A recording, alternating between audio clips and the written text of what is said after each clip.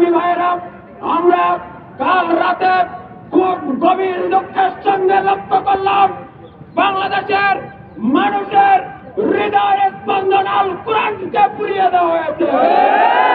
এবং আজকে আরো এখানে এসে তথ্য পেলাম 3 দিন আগে রাজশাহী বিশ্ববিদ্যালয়ের সেন্ট্রাল মসজিদে কোরআন পুড়িয়ে ফেলা হয়েছে।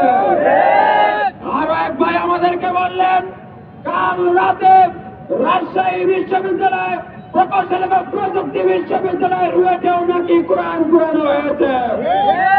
আমরা এটা গভীরভাবে উপলব্ধি করতে পারছি এই ঘটনা কারা ঘটিয়েছে।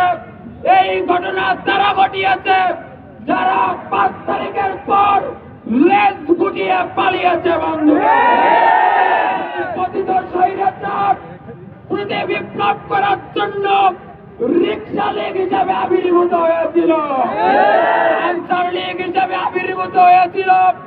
সর্বশেষ তাদের যে কামকাজ সাম্প্রদায়িক সম্প্রীতি বিনষ্টের জন্য এবং সাম্প্রদায়িক দাঙ্গা সৃষ্টির জন্য চট্টগ্রামে সন্ত্রাসী ইসকন গোষ্ঠী কর্তৃক অ্যাডভোকেট সাইফুল ইসলামকে হত্যা করা হয়েছিল।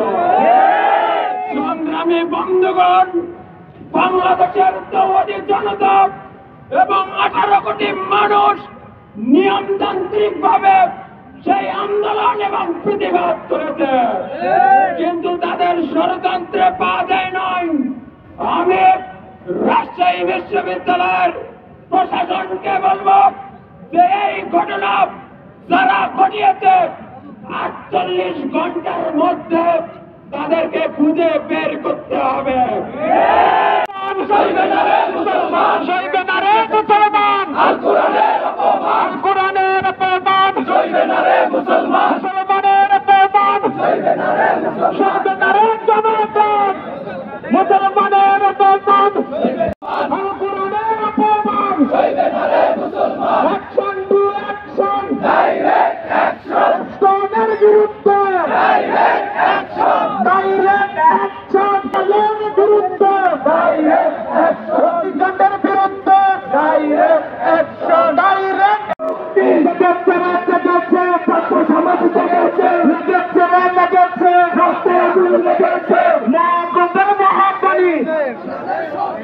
সাম্প্রদায়িক সম্প্রীতি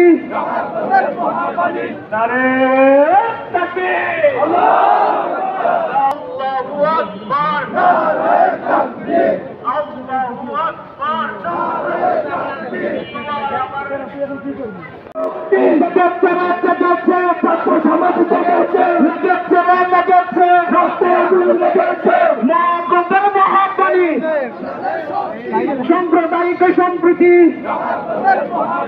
নারে তাকবীর, আল্লাহু আকবার।